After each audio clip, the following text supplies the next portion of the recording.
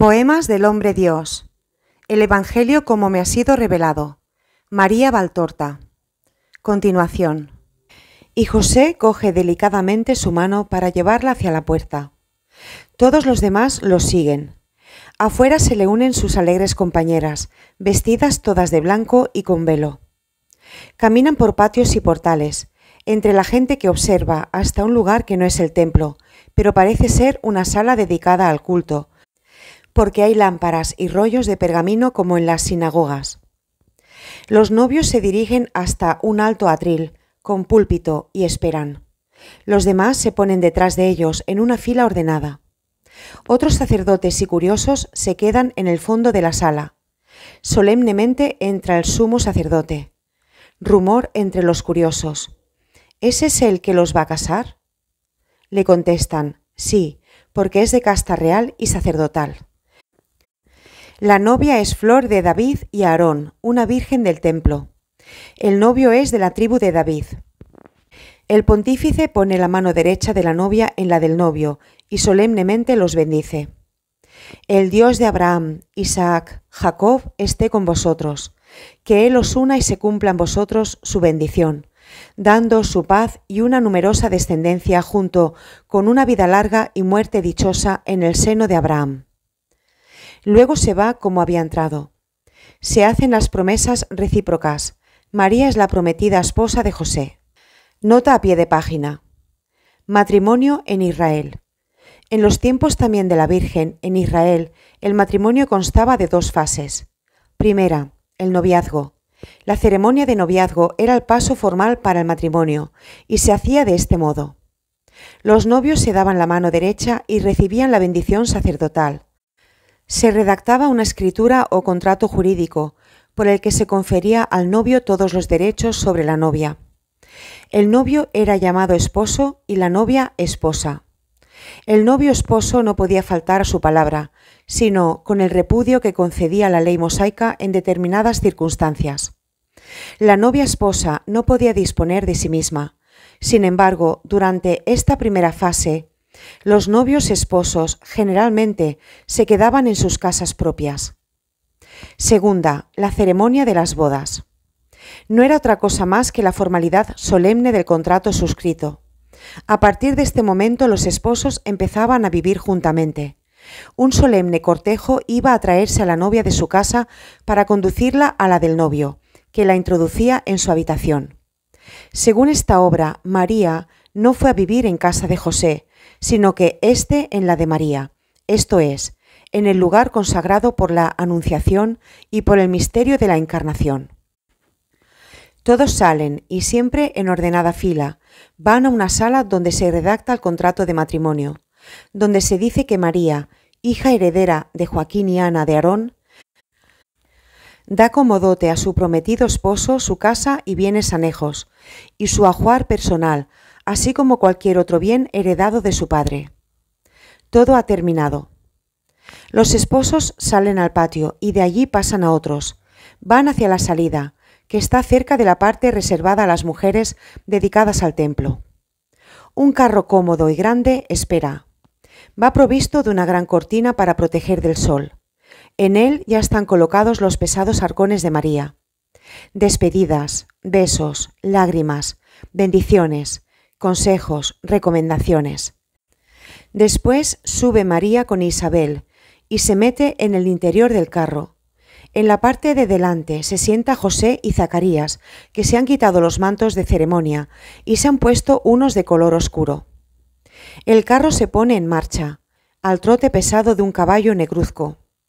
Los muros del templo van quedando lejos, luego los de la ciudad.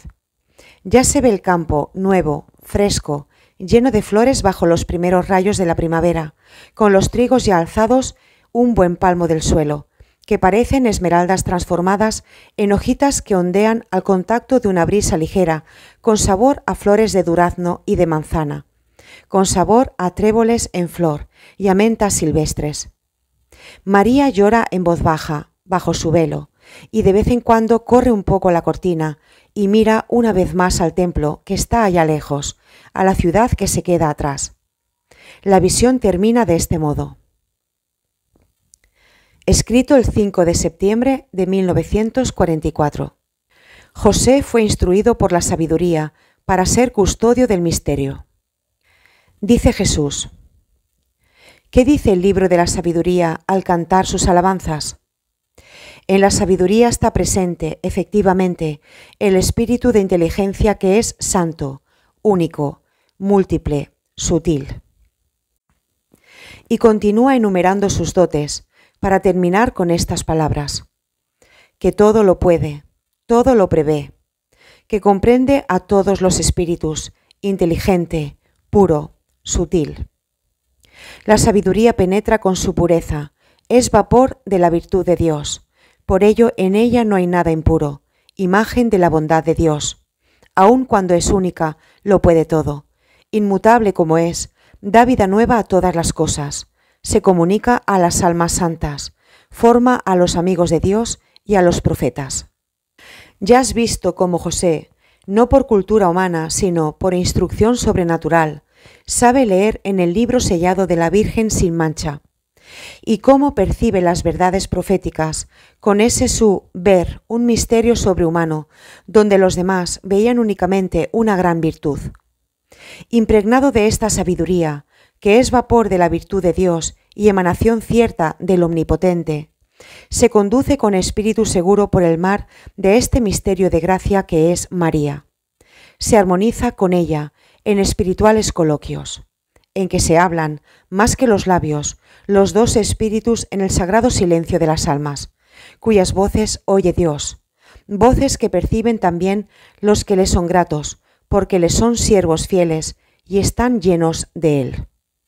La sabiduría del justo, que aumenta por la unión con la toda gracia y por la ceremonia a ella, le prepara a penetrar en los secretos más profundos de Dios y a poderlos defender y proteger de asechanzas humanas y demoníacas. Y contemporáneamente le va renovando. Del justo le hace un santo, del santo el custodio de la esposa y del Hijo de Dios. Sin levantar el sello de Dios, él, el casto, que ahora lleva su castidad a heroísmo angélico, puede leer la palabra de fuego escrita sobre el diamante virginal por el dedo de Dios, y en él lee aquello que su prudencia no dice, y que es mucho más grande que lo que leyó Moisés en las tablas de piedra. Y a fin de que ningún ojo profano alcance este misterio, él se pone, como sello sobre el sello, como arcángel de fuego, a la entrada del paraíso, dentro del cual el Eterno encuentra sus delicias, paseando al fresco del atardecer. Y hablando con aquella que es su amor, que es su bosque de lirios en flor, aura perfumada de aromas, viento suave de frescura matutina, hermosa estrella, delicia de Dios. La nueva Eva está allí, en su presencia. No es hueso de sus huesos, ni carne de su carne, sí compañera de su vida. Arca viva de Dios, Él la recibe para tutelarla, y a Dios debe restituírsela, pura como la ha recibido. Esposa de Dios, estaba escrito en ese libro místico de páginas purísimas, y cuando la sospecha, sibilante, en la hora de la prueba, le sugirió su tormento, él, como hombre y como siervo de Dios, sufrió, como ninguno, por causa del temido sacrilegio. Pero esta fue una prueba posterior. Ahora, en este tiempo de gracia, él ve y se pone a sí mismo al servicio más auténtico de Dios. Luego vendrá la tempestad de la prueba, como para todos los santos, para ser probados y venir así a ser ayudantes de Dios. Jesús. ¿Qué se lee en el Levítico?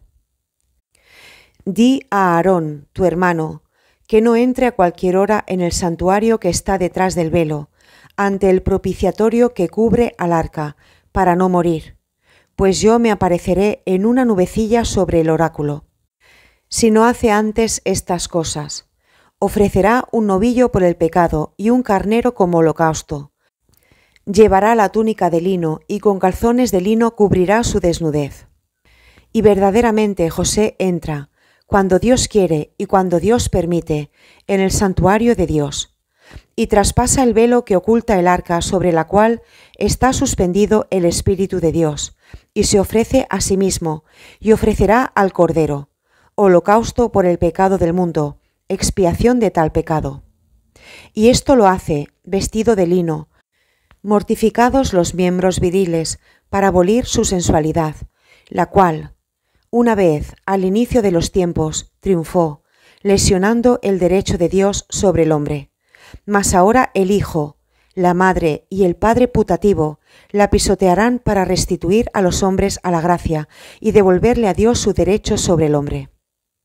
Esto lo hace con su castidad perfecta. ¿No estuvo José en el Gólgota? ¿Os parece que no está en el número de los corredentores?